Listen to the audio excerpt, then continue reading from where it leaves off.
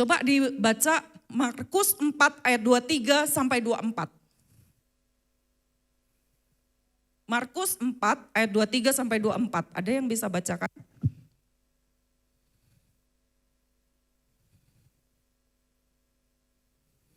Iya.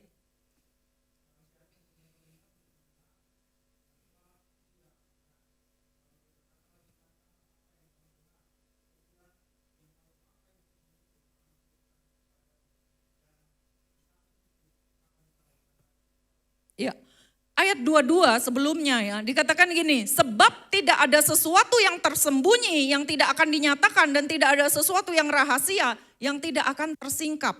Maksudnya gini, Tuhan itu ketika sampaikan firman, ini semua pasti akan diartikan. Pasti akan diartikan. Tapi Bu, kenapa aku nggak ngerti? Karena kamu belum mendengarkan dengan hati, belum mendengarkan dengan roh. Siapa mendengar, baiklah dia mendengar. Siapa mendengar, baiklah dia mendengar. Siapa melihat, baiklah dia melihat. Panca indera rohani kita ada di dalam. Bagaimana caranya supaya panca indera rohaniku bisa stay tune, Bu? Roh Kudus. Tuhan pakai Roh Kudus. Peka dengan Roh Kudus. Tuhan pakai para pemimpin rohanimu, gembalamu, pengajarmu, guru-gurumu, para leaders-leadersmu, mentormu, suamimu, orang tuamu. Tuhan pakai untuk membantu engkau mampu mendengar secara roh. Karena kita nggak langsung tiba-tiba oe-oe dari bayi terus kita tiba-tiba punya pendengaran rohani. Enggak semua seperti itu, ya. Setiap kita harus dilatih untuk mengerti, mendengar secara roh. Tadi siapa yang akan menolong kita mendengar secara roh? Roh Kudus, firman. Apalagi para pemimpin rohanimu, gembalamu akan menolong engkau mendengar secara roh. Saudara, itu sebabnya orang yang hidupnya kayak roller coaster, artinya dia tidak pernah mendengar secara roh. Kenapa? Tidak ada keseimbangan roh di dalam dia. Kakinya tidak berdiri di jalan yang rata. Kenapa? Karena pendengaran rohaninya tuli.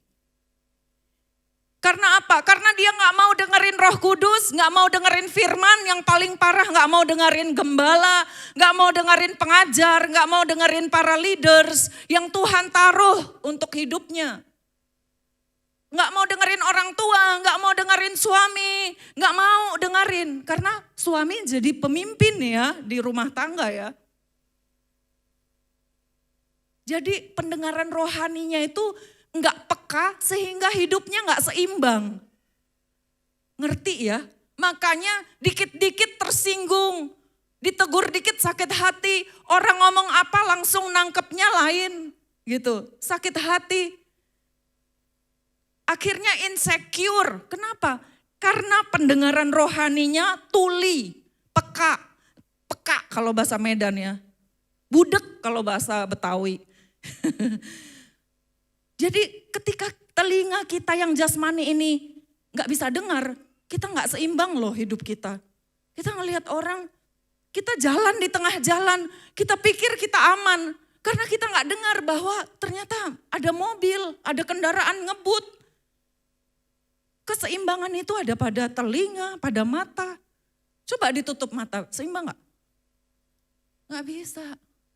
Itu semuanya ada di dalam sini. Jadi kita bisa lihat ini orang gak punya keseimbangan rohani karena dikit-dikit hidupnya ada masalah dikit, langsung kayak roller coaster. Padahal masalah kecil. Ya. Oke, next slide. Tunggu, ayat 22 tadi. Ayat 22, jika kita ingin melihat hal tersembunyi, telinga kita harus belajar untuk dibuka, responsif. Telinga ini dibuka, respon sama firman. Siap untuk berubah, bertindak seturut dengan firman. Itu caranya, biar gak budek di sini. Ketika dengar firman nih, Pak Roy sampaikan firman nih, ada pembicara khotbah di sini, diajari di Bible study, kita dengar firman dari sini, kita respon di sini, itu membuat telinga kita terlatih sehingga kita seimbang secara roh. Ya, ini telinga rohani itu di sini ya, di hati ya, ingat ya. Tanah yang baik, sekalipun dia tanah yang baik, dia harus punya keseimbangan untuk dapat memberikan hasil berlipat kali ganda, 30 kali lipat, ingat enggak? Kan ada 4 jenis tanah, waktu tahun lalu saya ajarkan ya. Yang keempat itu tanah yang baik. Tapi tanah yang baik sekalipun, dia berlipat kali ganda enggak langsung 100% kan? Enggak 100 kali lipat, 30 kali lipat, ada yang 60 kali lipat dan 100 kali lipat. Artinya sekalipun kamu tanah yang baik, ya, sekalipun hadir di sini dengerin pengajaran, tapi kamu enggak responsif sama firman yang kamu terima, hasilmu cuma 30%, 30 kali lipat, 60 kali lipat, enggak bisa 100 kali lipat. Karena apa? Karena gini, yang salah bukan firmannya, bukan benihnya. Ingat ya, benih itu firman kan, tanah itu hati kan. Yang salah keliru apa? Hatinya. Yang keliru apa? Pendengaran rohaninya keliru. Atau pendengaran rohaninya benar cuman gak dilakukan, gak diresponi. Gak responsif terhadap pendengaran rohaninya. Misalnya nih kita dengerin, wah ada truk ini di belakang kita. Dia pasang teloletnya itu, telolet gitu. Tapi kita tetap aja jalan.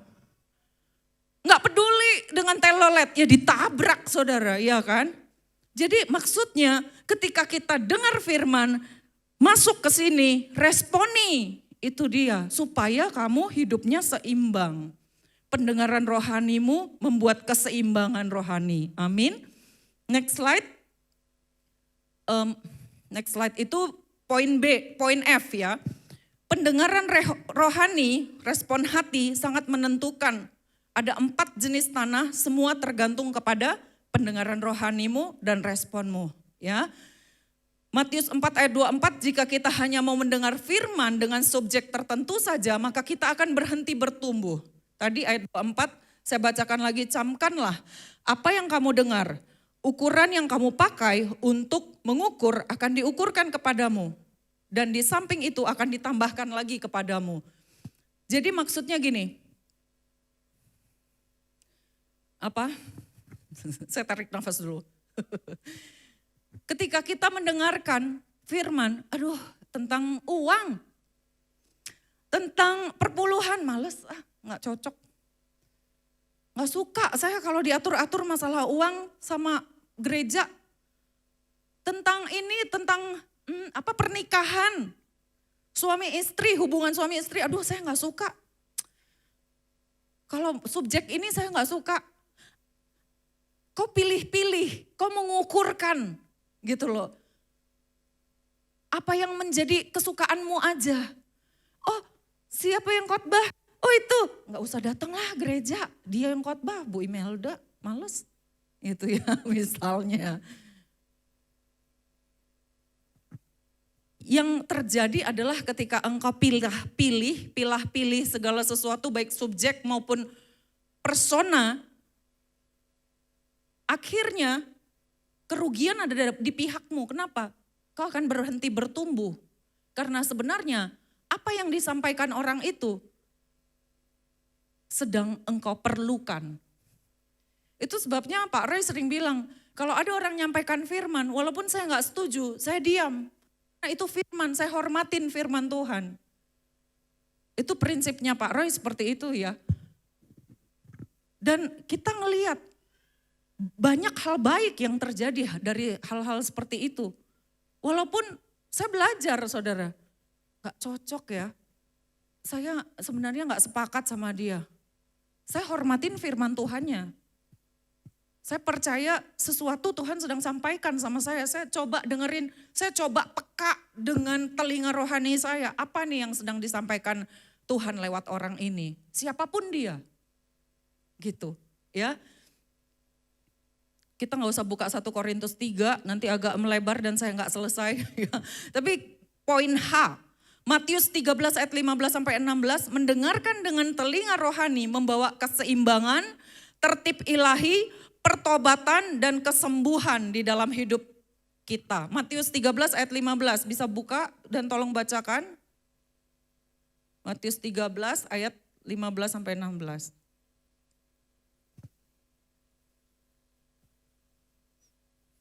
Bisa? Ayat 15. Ini sebenarnya sama ya, nubuatan Nabi Yesaya, sama dengan Markus 4 tadi. Matius 13 ayat 15 sampai 16. Matius 13 ayat 15 sampai 16, sebab hati bangsa ini telah menebal dan telinganya berat mendengar dan matanya melekat tertutup, supaya jangan mereka melihat dengan matanya dan mendengar dengan telinganya dan mengerti dengan hatinya, lalu berbalik sehingga aku menyembuhkan mereka. Tetapi berbahagialah matamu karena melihat dan telingamu karena mendengar. Panca indera rohani kita membawa kita kepada pertobatan dan membawa kita kepada kesembuhan. Itu artinya dari ayat ini. Kalau kau gak mendengar dengan hatimu, gak melihat dengan hatimu apa yang Tuhan sediakan bagimu, kau gak bisa sembuh. Kau gak bisa bertobat. Gak ada kebaikan datang padamu. Padahal aku Kristen, bertahun-tahun Kristen, orang tua Kristen. Iya, kami gereja kami karismatik yang semangat itu. Semuanya karena gak ada keseimbangan. Ini gak kerja, ini matanya buta, telinganya budek. Itu ya, padahal Tuhan udah sediakan semua anugerah. Masalahnya kau terlalu sombong untuk terima anugerah itu. Kau tutup matamu, melekat dan telingamu menebal. Itu ya maksudnya. Amsal 11 tapi gak ada di sini. Kalau saya bilang mu itu karena saya dengarnya dari guru-guru saya yang berbahasa Inggris ya. Jadi dia selalu bilang you. Jadi saya terjemahkan mu gitu. Bukan maksud saya kamu ya. Tapi ini firman kepada kita semua. Amin. Next Amsal 11 ayat 1 sampai 2.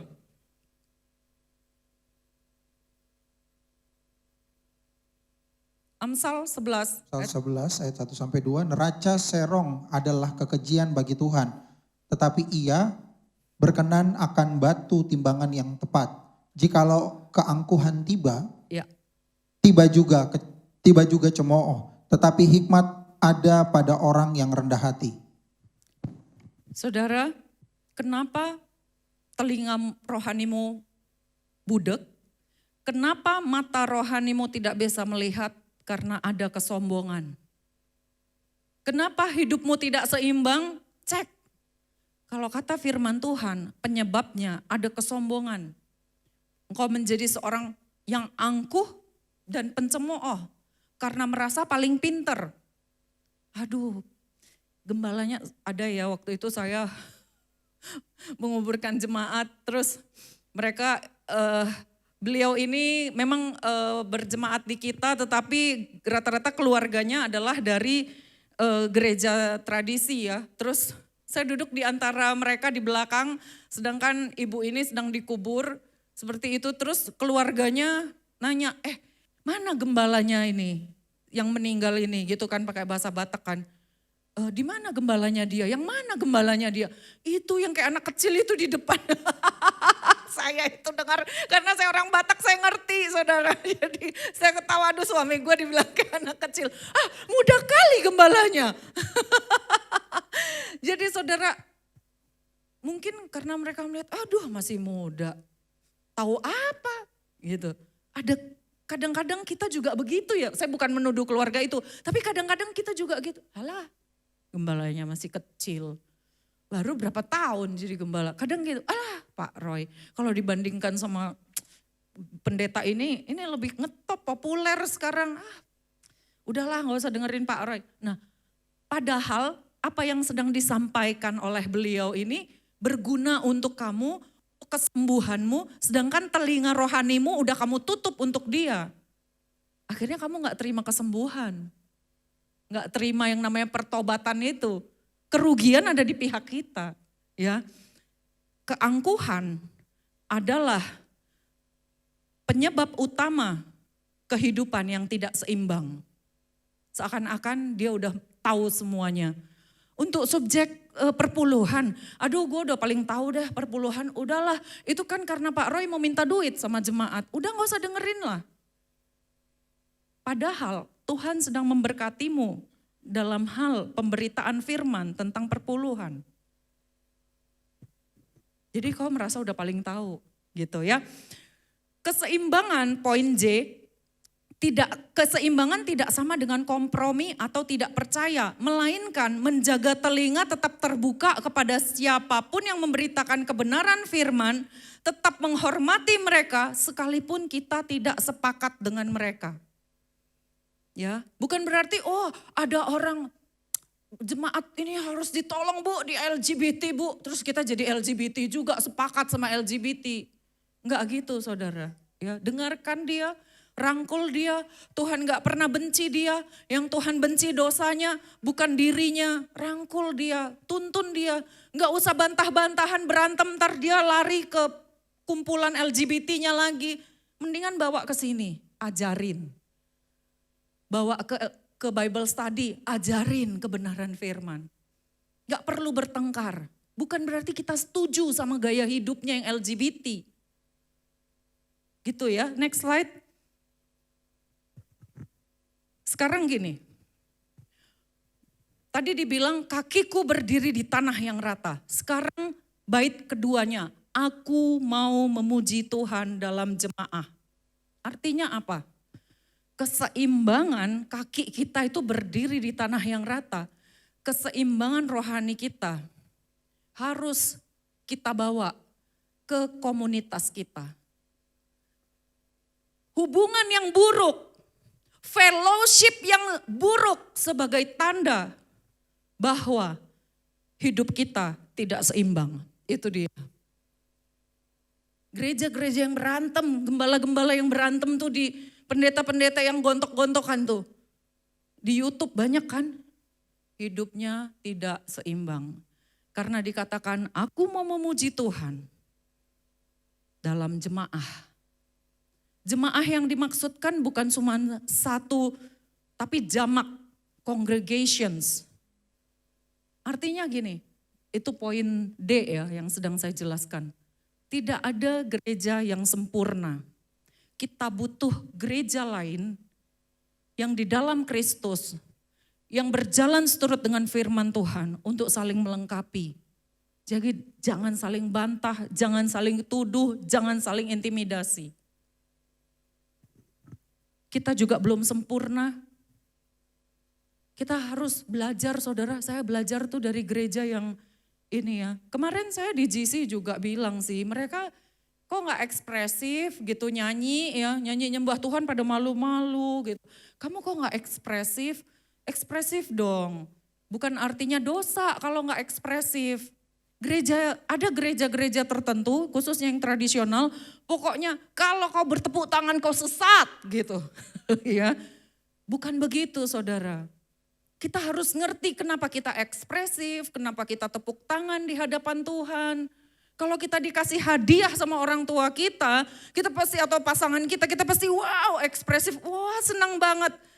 Dan itu pasti menyukakan hatinya. Saudara sering nonton kan di sosmed kan, anaknya senang dapat anjing sampai nangis, direkam sama mama papanya, ditayangkan di sosmed, bangga banget orang tuanya.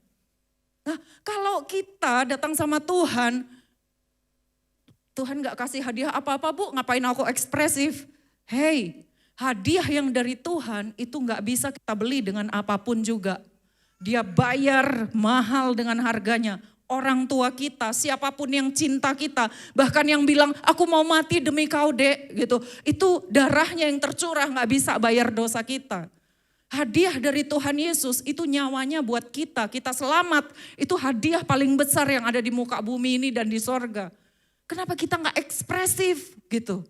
Ya, jadi saya tanamkan itu kepada anak-anak supaya mereka juga gak gini di luar sana nanti gerejamu gimana? Gerejamu tepuk tangan. Gak tepuk tangan, oh dosa kalau gak tepuk tangan. Gak ekspresif, gak nangis, oh dosa. Harus semuanya ada dasarnya ya. Kita jangan seperti orang-orang yang itu terus kalau kau tepuk tangan kau sesat gitu. Enggak gitu saudara. Saya juga suka loh beribadah di gereja yang hening. Kadang-kadang ya di mana mereka menyanyikan lagu teduh. Saya itu suka ada di paduan suara mereka. Ya, mereka itu kalau ketika paduan suara semua jadi rendah hati saudara. Ya, tapi kalau itu yang saya belajar dari mereka. Waktu saya pertama kali pulang ke Indonesia, saya gabung sama gereja yang seperti itu, saudara. Oikumene namanya. Dan paduan suaranya itu saya ngeliat gimana mereka itu nurut semua sama guru dirijennya, guru nyanyinya. Gak ada yang merasa paling bagus, walaupun suara mereka bagus-bagus. Dan saya belajar kalau di gereja kita ya, yang karismatik khususnya, punya suara ya agak ada vibranya dikit aja udah, wah harusnya saya yang jadi singer tadi, saya jadi yang di WL, saya harus kedengeran dong suaranya. Itu beda ya. Saya suka di gereja mereka, saya belajar dari gereja mereka. Mereka itu kalau paduan suara nurut semua sama guru dirijennya itu matanya melekat di situ. Disuruh apapun mau, disuruh berdiri, duduk, berdiri 1 jam, 2 jam latihan itu mau. Hal-hal gitu kita belajar saudara. Ada hal-hal baik di sekeliling kita. Jadi tadi itu di poin A, keseimbangan merupakan gambaran fellowship kita. Ya. Maksudnya aku berdiri di dalam jemaah, dimanapun kita pergi, komunitas apapun yang kita hadapi, kita adil. Kita berjejak di tanah yang rata, kita tidak berat sebelah. Ya, ada 5 jawatan dalam tubuh Kristus. Ya, tadi saya jelaskan. Nah, saya cerita sedikit, ini tentang shepherding movement. Gini, waktu itu saya pikir, saya masuk gereja itu waktu saya masih muda, wah keren nih gereja. Pokoknya saya suka banget dengan gereja itu dan pemuridan mereka, keras gitu. Dan saya suka tertib, disiplin. Wah cocok nih dengan firman. Tapi lama-lama saudara, itu sekitar tahun 90-an. Saya kena ini yang namanya shepherding movement. Jadi ada suatu sistem pemuritan, kita ikut di dalamnya, kita dimuridkan. Pertama-tama bagus saudara, lama-lama dia ngatur kehidupan kita gitu loh. Oh kamu pacaran sama itu gak boleh ya, dia gak kudus gitu. Oh kamu sedang didoakan sama yang sana, jadi kamu gak boleh pacaran sama yang lain. Loh gak gitu ya, jadi kita hati-hati juga ya. Kita harus peka sama tuntunan Roh Kudus di mana kita dimuridkan dan siapa yang memuridkan kita harus bisa peka, dengar. Karena kita butuh saudara untuk dimuridkan, kita butuh di mentoring. Hati-hati jangan kebablasan juga. Karena kita lihat, bagus nih disiplin nih, keren nih. Saya waktu itu kena. Semua hidup saya tuh, tapi untung puji Tuhan. Saya ngelihat gak ada ayatnya di Alkitab. Dan saya juga percaya saya dituntun Roh Kudus ya waktu itu ya. Firman sama Roh harus bekerja sama ya. Walaupun dia pemimpin rohani saya gak mau diatur begitu. Oke, kita bicara next time tentang itu ya. Amsal 11 ayat 1, timbangan yang serong adalah kekejian bagi Tuhan. Next slide ya. Tapi batu timbangan yang tepat adalah kesukaan baginya. Kalau kita masih hidup di dalam ketidakseimbangan, itu kekejian bagi Tuhan. Sebenarnya Tuhan gak suka. Yang Tuhan suka, living to please God, harus hidup di dalam keseimbangan. Jangan serong timbanganmu. Artinya gini, harus ada tarik ulur di dalam hidupmu. Kebenaran disampaikan dengan kasih. Jangan maksa. Poin B, akal budi dengan belas kasihan. C, iman dengan kasih. Jadi maksudnya enggak, anugerah Allah itu besar atasku. Pokoknya anugerah. Anugerah harus bekerja sama dengan kasih. Kalau enggak, kebablasan, akhirnya muncul tuh yang namanya hyper grace. Pendapat-pendapat orang tentang hyper grace. Kenapa? Karena mereka anugerah, tapi nggak ada iman. Anugerah, Efesus 2 ayat 8 nanti di rumah buka ya. Kita diselamatkan oleh anugerah melalui iman. Itu harus ada dua-duanya. Memang ada disebutkan bahwa keselamatan hanya berasal dari pengorbanan Yesus. Tetapi anugerah pengorbanan Yesus harus diresponi. Ingat, pengorbanan dan anugerah keselamatan bagi semua orang. Orang di pasar sana, orang yang sedang kerukupan semuanya begini, yang radikal, keselamatan Tuhan sediakan loh bagi dia. Bagi dia juga, yang ngebom itu juga bagi dia dikasih keselamatan. Tapi masalahnya imannya ngeresponin gak anugerah itu, kan gitu. Jadi keselamatan, anugerah dan iman. Harus ada iman. Kalau nggak ada dicerita tentang iman, artinya itu anugerah kebablasan. Ya. Terus poin D, dalam hal finansial, keseimbangan antara iman dan perbuatan. Jangan terus aku percaya Tuhan berkati aku. Tuhan sediakan dananya 500 juta, aku percaya, doa. Tapi nggak kerja, nggak ngelakukan apa-apa, nggak ada perbuatannya. Harus seimbang. Membesarkan anak, keseimbangan antara kasih dan disiplin. Ada saatnya saya harus tegur anak saya. Ketika dia mungkin dipikir, mama kan sayang aku kesini bisa dong, aku kesini bisa dong, aku pakai uang ini bisa, aku boros bisa, aku temenan sama siapa aja bisa. Ada saatnya kita harus disiplinkan anak kita, itu harus seimbang ya. Kemudian F, dalam hal kesehatan, iman dan kesembuhan dan memelihara tubuh jasmani. Aku sembuh dalam nama Yesus, aku sembuh tapi ngerokok. Ya harus seimbang. Poin G, dalam hal visi atau impian, keseimbangan antara iman dan hikmat. Nanti kita bahas next time ya, karena waktu udah ini. Orang Kristen yang tidak seimbang, contohnya yang legalistik, ya, kaku, ya yang seperti saya bilang tadi, semuanya harus berdasarkan liturgis. Gak apa-apa ada liturgis, maksudnya supaya kita rapih ya, ibadah kita rapih. Tapi ketika Roh Kudus intervensi, ya kita harus mau dong. Ya, jangan kaku gitu. Kalau kita jangan, nanti ini, nanti itu, takut ini, takut itu. Padahal itu Roh Kudus yang gerakkan. Kita jadi orang yang legalistik karena kebiasaan, ibadah kebiasaan, semua kebiasaan ya. Itu contoh orang Kristen yang tidak seimbang. Orang Kristen yang tidak seimbang, emosinya naik turun. Seperti yang saya bilang tadi, seperti roller coaster, mudah marah, tersinggung, insecure. Orang Kristen yang tidak seimbang apa? Hanya firman aja. Gak ngeroh-ngeroh itu gak ada. Gak ada di gereja kami namanya Roh Kudus. Maaf ya, Roh Kudus hanya pas Pentakosta aja. Hari ini Roh Kudus udah diam, hanya pas Pentakosta aja. Kami cuma belajar firman.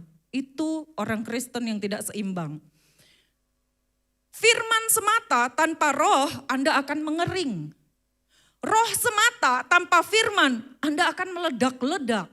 Ya, contohnya nggak pernah bahas firman, yang dibahas tentang aku melihat di alam roh.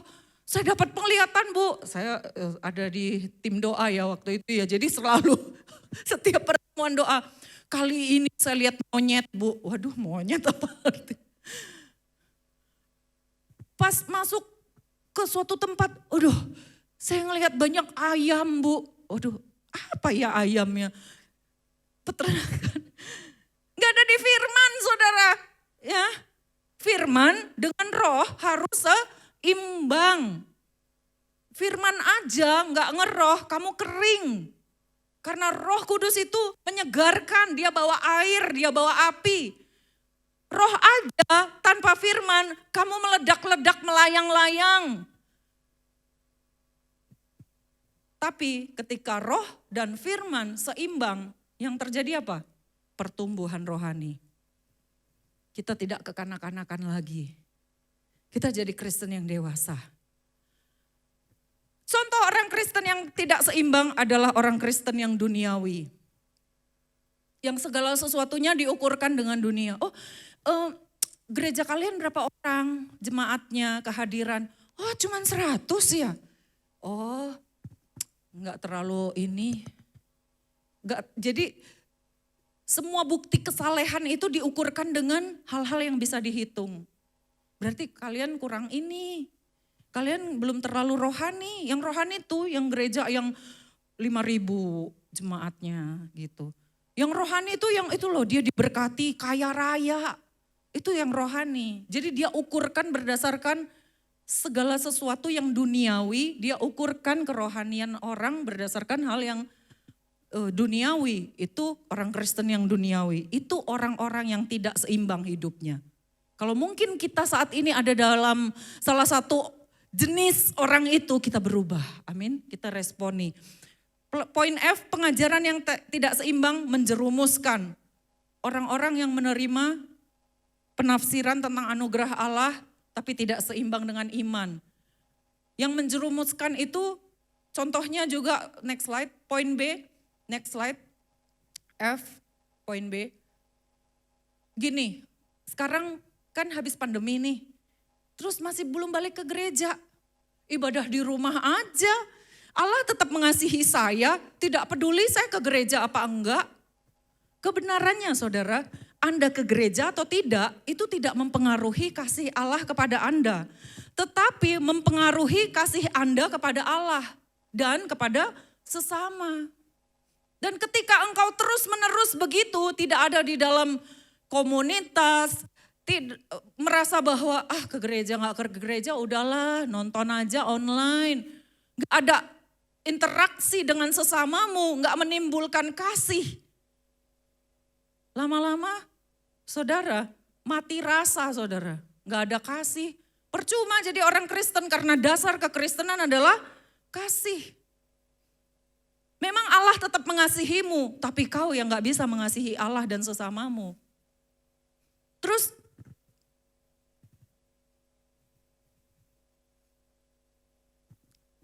poin D, Yesus sahabat saya atau Yesus itu Tuhan. Kadang-kadang dia terlalu berat sebelah. Ya yang penting kan Yesus sahabat saya Bu. Yang penting Yesus sahabat. Bisa seenaknya kayak saya sama sahabat. Ada saatnya Yesus sebagai guru kau harus dengar. Roy, dia itu seorang pemimpin di perusahaan. Tapi di rumah dia suami saya. Ketika dia hadapan sama Sasha, dia itu bapaknya. Tapi ada saatnya dia sama Sasha jalan bareng, pelukan, gandengan, ngobrol, makan enak bareng, ketawa bareng, cekikikan. Tapi ada saatnya dia harus mengajar Sasha, mengajar Rara. Jadi jangan terus, Yesus kan sahabat, santai. Terus hidupmu seenaknya. Atau Yesus itu kan Tuhan, dia yang mengatur hidup saya. Jadi saya ngalir aja apa adanya. Terus saya gak berbuat apa-apa karena Yesus Tuhan kan. Dia ngatur, sekalipun saya gak buat apa-apa, pasti dia akan atur hidup saya. Toh Tuhan atur, dia Tuhan kan. Gak gitu saudara. Jadi jangan berat sebelah. Ada saatnya dia Tuhan, ada saatnya dia Bapa bagi kita, ada saatnya dia menjadi guru, ada saatnya dia menuntun, ada saatnya dia mengasihi, ya. Jangan tidak seimbang. Iblis tidak peduli, poin D, kita jatuh ke jurang yang mana. Ketika kita gak seimbang, terus saja hidupmu gak seimbang, biarin aja. Masuk jurang saudara. Kalau kau seimbang, terus ada di jalan yang lurus. Tapi waktu kita mulai gak seimbang, miring dikit, terus aja, jeblos. Coba aja di jalanan saudara ya, masuk ke selokan. Matius 4 ayat 4, Yesus berkata manusia hidup bukan dari roti saja. Bukan artinya Yesus bilang manusia jangan makan roti sama sekali, bukan. Maksud Yesus adalah kau makan makanan jasmani, kau juga makan makanan rohani. Ya, next slide, udah terakhir. Poin G, kita adalah manusia rohani yang masih ada di dalam tubuh jasmani. Kita bisa menjadi seorang yang rohani sekaligus orang yang melakukan kegiatan jasmani. Harus seimbang kehidupan rohani dan jasmani.